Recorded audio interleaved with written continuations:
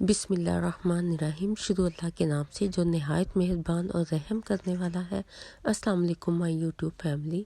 आप सब ठीक होंगे, खूब मज़े में होंगे और सर्दी भी इंजॉय कर रहे होंगे। तो इस सर्दी के मौसम में मैं पंजीरी की रेसिपी लेकर आई हूँ। बहुत ही इजी वे रेसिपी है, बट आपने रहना है मेरे साथ। तो चलते हैं रेसिपी की तरफ। सबसे पहले आपने ले लेना है 1 कप चने की दाल का। दाल को आपने अच्छे से वॉश करके तो फिर आपने इसको 2 कप दूध लेके उसमें भिगो देनी है। 1 कप दाल लेनी है और 2 कप दूध लेके तो इसे आपने तकरीबन 4 से 5 घंटे पहले भिगो के रख देनी है। या तो आप इसे ओवरनाइट भिगो दें या फिर 4 से 5 घंटे आप इसे भिगो के रख दें। इससे ये होगा जो दाल होगी वो अच्छे से सॉफ्ट हो जाएगी और दूध जौन सा है वो इसमें ऑब्ज़र्व हो जाएगा। और दाल आप देख सकते हैं काफ़ी हद तक ये सॉफ्ट हो गई है। तो इस टाइम पे अब आपने इसको चॉप कर लेना है। या तो आप चॉप कर लें या आप इसे जो जूसर वाला जो जग होता है उसमें डाल के आप इसे ब्लेंड कर लें। बट मैंने इसे चॉप किया था। चॉप से ये है कि ये ज़रा दानेदार सी हो जाएगी। उससे भी जो पंजीरी है बहुत ही ज़बरदस्त और कमाल की बनती है। और ये रेसिपी आप विंटर में लाजमी ट्राई कीजिएगा। विंटर के हिसाब से ये जो पंजीरी की रेसिपी है बहुत ही कमाल की है। और दाल जौन सी आप यकीन करें, सऊदीया में जो रिहायशी हैं जिन्होंने घर के घोड़े पाले होते हैं वो ये दाल चने की ये पंजीरी अपने घोड़ों को खिलाते हैं, जो उनके नस्ली घोड़े होते हैं। और आप यकीन करें इसमें इतनी ताकत है। आप ये पंजीरी ज़रूर ट्राई कीजिएगा। बहुत ही मज़े की बनती है। आप बच्चों को भी खिलाइएगा और ख़ुद भी आप खाइएगा।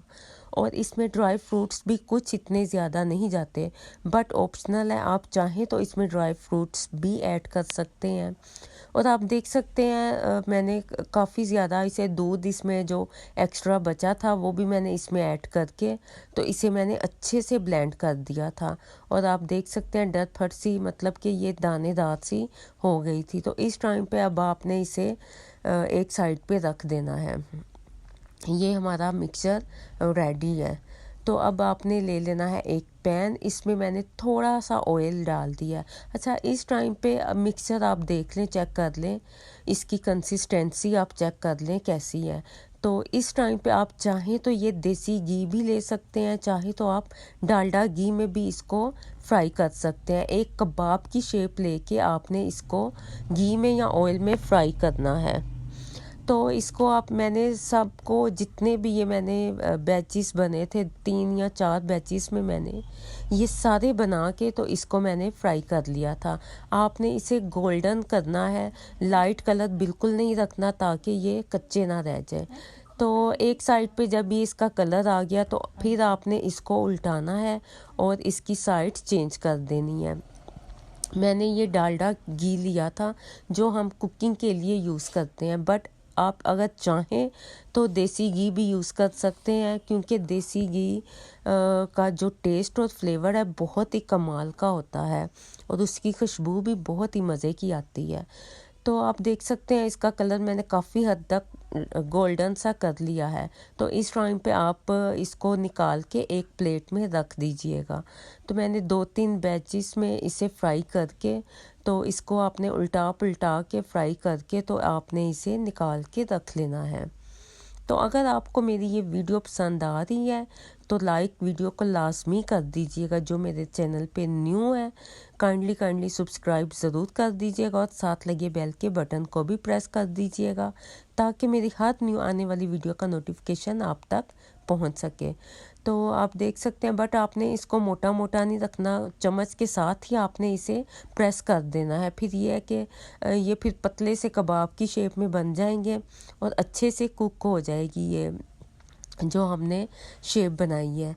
तो लास्ट में जो बचा था वो भी मैंने इसमें डाल के, और इसमें घी भी बहुत ही कम डलता है, इसलिए आप चाहें तो देसी घी भी ऐड कर सकते हैं, बिल्कुल ऑप्शनल है। आप चाहें तो ऑयल में भी इनको फ्राई कर सकते हैं। तो ये देखिए लास्ट वाला भी मैंने निकाल लिया था और माशाल्लाह से सारे मैंने फ्राई करके तो इनको मैंने रख दिया था। तो तो अब ये जितने भी मैंने फ्राई किए थे ये ठंडा होने के बाद मैं इसे चॉपर में डाल के अगेन मैंने इनको ब्लेंड करना है। आप देख सकते हैं छोटे छोटे से पीसीस करके मैंने सबको चॉपर में डाल के तो फिर इसको मैंने ब्लेंड कर लेना है। आप चाहें तो इसे वैसे भी हाथ से मसल सकते हैं, बट ये है कि अगर आप चॉपर में डाल देंगे तो 2 मिनट में ये अच्छे से चॉप हो जाएंगे। तो आप देख सकते हैं कैसे मैंने इसे चॉप किया है और मिनटों में ये चॉप हो गया। और ये रेसिपी इतनी इजी वे बनी है और बिल्कुल भी कोई मुश्किल नहीं है इस रेसिपी में, बहुत ही आसानी से मैंने इसे बना लिया था। और आप देख सकते हैं ये माशाल्लाह से परफेक्ट सा मिक्सचर तैयार हो गया है। अच्छा, इसके बाद आपने एक काम कर लेना है, कोकोनट आपने पूरे वाला ले लेना है। इसको आपने गर्म पानी में, आप देख सकते हैं मैंने साफ सा पीस लिया है तो पूरा फुल मैंने लिया है। इसको आपने गर्म पानी में भिगो के तकरीबन 1 घंटा के लिए रख देना है। तो आपने इसे पहले ही भिगो के चाहे रखते, चाहे आप बाद में भिगो के रख दीजिएगा। तो इसको एक साइड पे रख के चॉप कर दीजिएगा। तो आप देख सकते हैं अब मैंने एक कढ़ाई ले लिया, उसमें मैंने चीनी को अच्छे से फैला दिया है। अच्छा, 1 कप दाल थी और 1 कप से कम ही मैंने चीनी ली है। पौना कप आप चीनी ले सकते हैं, या तो आप बहुत ही कम ले लें। इसके अलावा या तो आप जो गुड़ होता है वो भी आप इसमें ऐड कर सकते हैं, यह आपकी अपनी चॉइस है। तो मैंने चीनी ले ली थी, 1/2 कप से थोड़ी ज़्यादा ही थी। तो इस आपने लाइट ब्राउन इसे, मतलब कि इसका कैरामल करनी है। हल्का सा आपने चूल्हा ऑन कर लेना है, बट आपने लाइट हल्की सी फ्लेम पे आपने इसे बनाना है, फिर ये जल ना जाए, क्योंकि थोड़ा सा ये ज़्यादा डार्क हो जाएगा तो फिर इसका जो टेस्ट होता है वो कड़वा हो जाता है। पानी नहीं आपने इसमें ऐड करना। आप देख सकते हैं पहले थोड़ा थोड़ा चीनी मेल्ट होगी, तो बिल्कुल हल्की आंच में आपने इसे मेल्ट करनी है। हल्का सा जब आप देखें ये मेल्ट हो गया है तो साथ ही आपने इसमें बटर ऐड कर देना है। 4 to 5 टेबलस्पून आपने इसमें बटर के ऐड करने हैं। बटर जब मेल्ट हो जाएगा तो साथ ही आपने इसमें क्रीम ऐड कर देनी है। क्रीम तकरीबन आपने 4 से 5 टेबलस्पून आपने क्रीम के इसमें ऐड कर देने हैं। क्रीम की जगह आप दूध की जो घर की मलाई होती है वो भी आप इसमें ऐड कर सकते हैं। अच्छा, ये काम आपने मिनटों में करना है, इसमें आपने बिल्कुल देर नहीं करनी। साथ ही आपने मिक्सर ऐड कर देना है, क्योंकि ये जो हमने बनाया है चीनी का जो मिक्सर बनाया था वो फिर कड़वा हो जाता है, उसे थोड़ी सी भी आप लेट करें तो आप देख सकते हैं मैंने साथ ही इसमें दाल का जो हमने मिक्सर बनाया था वो इसमें ऐड करके मिक्स करके, तो जो मैंने कोकोनट मिक्स किया था, मिक्स कह रही हूँ, जो हमने कोकोनट को ग्रेट किया था, आप ग्रेट कर लीजिएगा, आपने उसे पीसना नहीं है। ग्रेट करने से इसका बहुत ही ज़बरदस्त सा फ्लेवर आता है।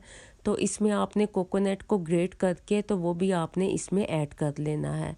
इसीलिए हमने गर्म पानी में उसे डाला था ताकि वो इजीली ग्रेट हो जाए। तो आप 1 घंटा पहले ही कोकोनट को भिगो के तो उसको आप ग्रेट कर लीजिएगा, फिर वो बहुत ही आसानी से हो जाती है। कुछ मैंने चॉपर में भी कर ली थी, क्योंकि मैं गाजरों का जब हलवा बनाऊं तो वो इसमें ग्रेट भी हो जाती हैं। गाजरें भी फिर मैं इसी में करती हूँ। तो आप जो हाथ से भी ग्रेट कर सकते हैं। तो सारी मैंने इसमें कोकोनट जितनी भी थी सारी मैंने ऐड कर दी थी। तो अब इस टाइम पे आपने फ्लेम बिल्कुल लो कर देनी है, दम की आंच पे आपने इसे मिक्स कर देना है। और इसमें सब्ज़ इलायची कूट के वो आपने 2 से 3 इसमें ऐड कर देनी है। और ये हमारी पंजीरी ज़बरदस्त सी मज़ेदार सी डन है।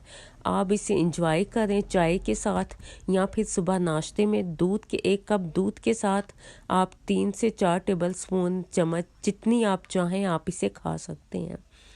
तो मुझे उम्मीद है कि आपको मेरी ये पंजीरी की रेसिपी अच्छी लगी होगी। लाइक शेयर ज़रूर कर दीजिएगा। अगर मेरे चैनल पे न्यू है तो सब्सक्राइब करना मत भूलिएगा। तो मुझे कमेंट्स में ज़रूर बताइएगा आपको मेरी ये पंजीरी की रेसिपी कैसे लगी। और बिना ड्राई फ्रूट्स के ये बहुत ही ज़बरदस्त सी रेसिपी थी, आप ज़रूर ट्राई कीजिएगा। और इसकी आप फाइनल लुक देखें, बहुत ही कमाल की, और इसकी खुशबू बहुत ही मज़े की थी। तो नेक्स्ट जो मैं आपके साथ रेसिपी शेयर करूँगी वो भी बहुत ही कमाल की है। तो इसके साथ मुझे इजाज़त दें, अपनी दुआओं में याद रखिएगा। तो मुझे अपनी दुआओं में याद रखिएगा। ओके जी, अल्लाह हाफिज़।